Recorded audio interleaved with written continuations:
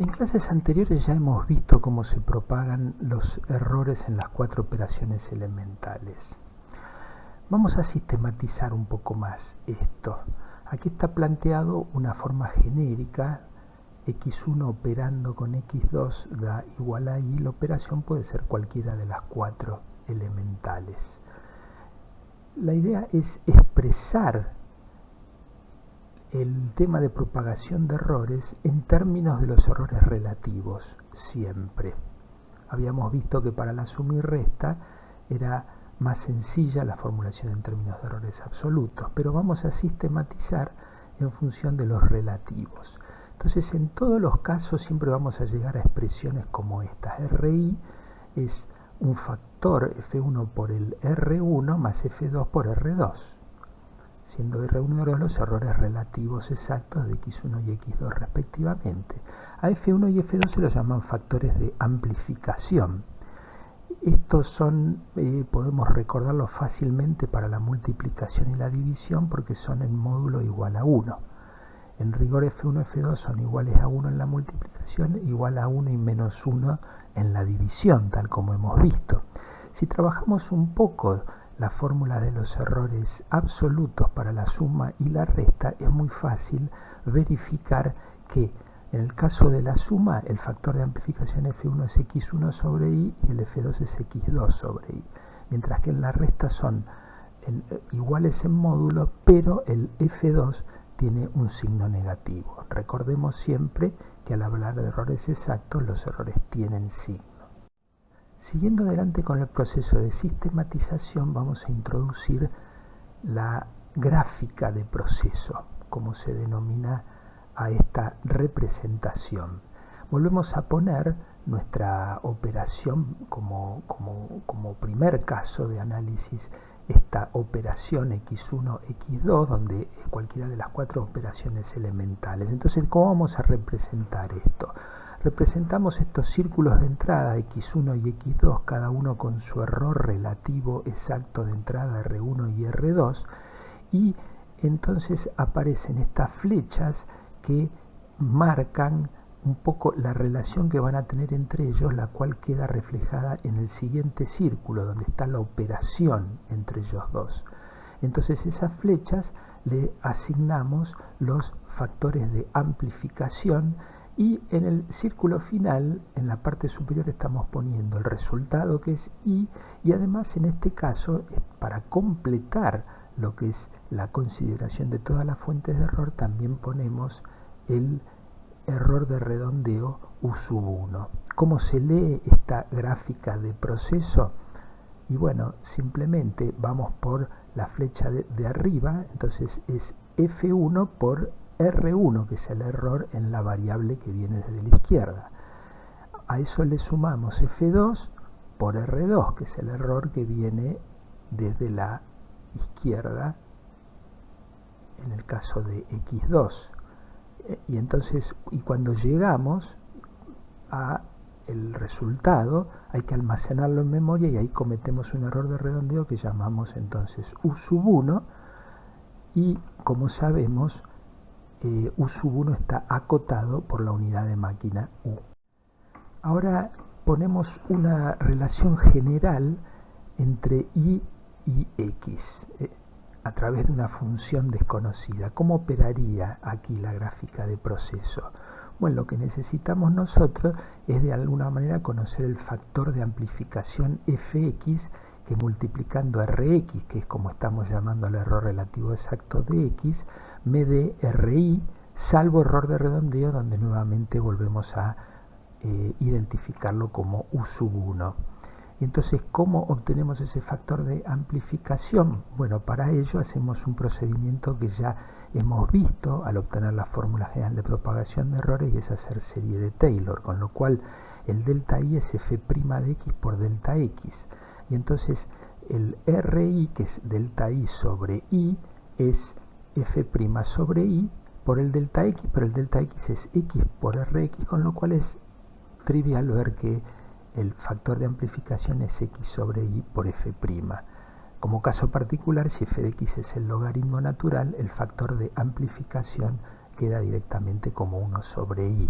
Entonces esta es la metodología para también poder hacer esta representación y esta propagación de errores para funciones arbitrarias. Vamos ahora a plantear la gráfica de proceso para lo que sería una combinación de procesos de cálculo. En particular tomamos el problema z igual a cuadrado menos b cuadrado y aquí pensamos en el algoritmo en el cual primero calculamos a cuadrado, lo almacenamos en psi1, luego calculamos b cuadrado, lo almacenamos en psi2. Entonces, ¿cómo procedemos? Primero calculamos el a cuadrado. El a cuadrado lo podemos interpretar como a por a. En consecuencia, nuestra gráfica de proceso es la de la parte superior izquierda, con factores de amplificación 1 que me llevan a psi1 y cometemos un error de redondeo 1 al almacenar. El cálculo de b cuadrado, o sea de psi2, es formalmente idéntico con factores de amplificación 1. Ahora, una vez que tenemos psi1 y psi2, tenemos que hacer psi1 menos psi2 para obtener z. Y los factores de amplificación ahora son los de una resta. En consecuencia, de acuerdo a la tabla anterior, el factor de amplificación para psi1 es psi1 sobre z y para psi2 es menos psi2 sobre z. A partir de esta gráfica tenemos que obtener la expresión para el error relativo exacto de z. Y entonces, ¿cómo procedemos? ¿Cómo hacemos la lectura de esta gráfica? La vamos haciendo de izquierda a derecha. Pensemos, arrancando desde el primer racimo a la izquierda superior, que nosotros tenemos un factor de amplificación 1 que multiplica a RA y otro factor 1 que multiplica a RA, con lo cual tenemos RA más RA, y al llegar al producto donde obtenemos psi1 hay que sumarle 1. Luego eso lo multiplicamos por el factor de amplificación de la siguiente flecha, que es psi1 sobre z. De la misma manera, en forma absolutamente idéntica, hacemos el racimo inferior, que nos va a quedar RB más U sub 2 multiplicado por el factor de amplificación menos psi2 sobre z.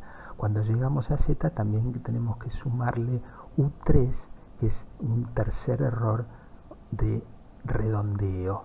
Aquí abajo se indica las cotas de error de los errores relativos RA y RB, que serían lo que conocemos, y también ponemos lo que sabemos sobre el error de redondeo, que esos errores relativos U sub 1, U sub 2, U sub 3 en módulo están acotados por la unidad de máquina. Aquí volvemos a repetir la expresión del error relativo exacto que recién obtuvimos, RZ, y lo que hacemos es reordenarla algebraicamente para tener un factor por RA, otro factor por RB, y luego combinamos todos los que tienen que ver con errores de redondeo. Entonces, de acuerdo a lo que hemos establecido antes, podemos identificar el factor de amplificación de la variable a, que no es ni más ni menos que 2 psi1 sobre z, es decir, 2a cuadrado sobre z, y el factor de amplificación de la variable b, que tiene un signo menos y es 2 veces b cuadrado sobre z. El paso siguiente es acotar, entonces aplicamos la propiedad del triángulo, con lo que el módulo de RZ es menor o igual que la suma de los módulos, y entonces vamos a tener el módulo de FA por la cota del error R grande A, lo mismo con B, y luego los módulos de psi1 sobre z, psi2 sobre z, multiplicado más 1 multiplicado por U. Entonces todo eso es una cota del error relativo de z y la denominamos RZ, es la cota buscada. Entonces, así como habíamos identificado factores de amplificación para las variables de entrada o para los errores de las variables de entrada FA y FB, aquí también podemos hacer una identificación de un factor de amplificación del error de redondeo, que es directamente este que nos queda acá, módulo de a cuadrado sobre z más módulo de b cuadrado sobre z más 1. Ahora volvemos a repetir el mismo proceso, pero con un algoritmo algebraicamente equivalente al anterior. Es decir, tenemos el mismo problema, pero con un algoritmo algebraicamente equivalente, con lo que ya sabemos que podemos obtener resultados numéricamente distintos, o al menos afectados por errores distintos. Entonces este es A más B por A menos B. Entonces aquí pensamos que psi1 la variable intermedia es A más B y psi2 es la variable intermedia A menos B, que luego se multiplican. Bueno, a esta altura construir la gráfica de proceso para esto ya empieza a ser un procedimiento que empieza a quedar claro, ¿no es cierto?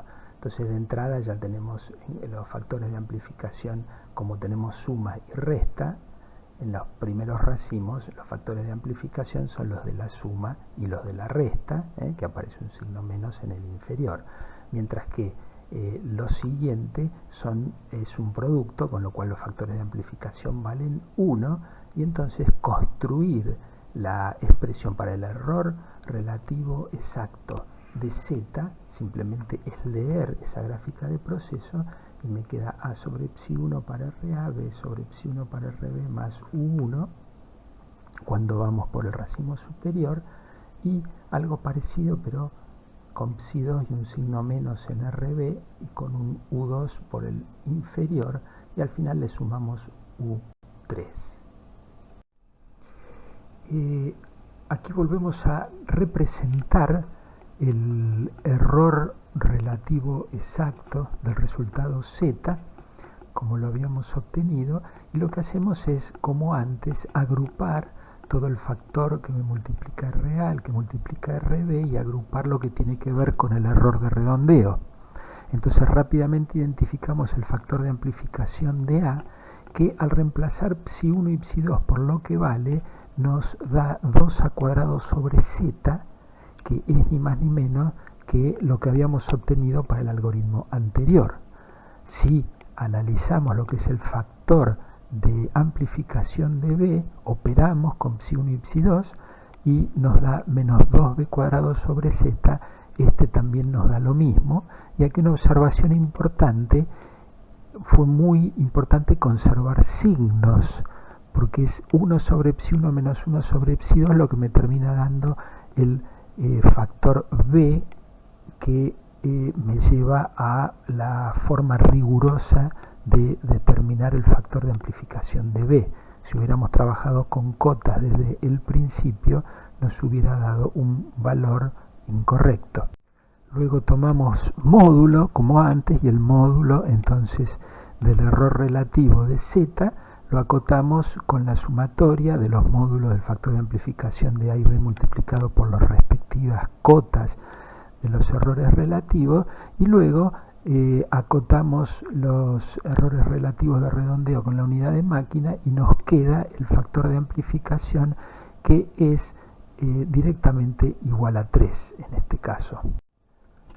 Bueno, como vimos, entonces los factores de amplificación de los errores de entrada parecen no depender del algoritmo.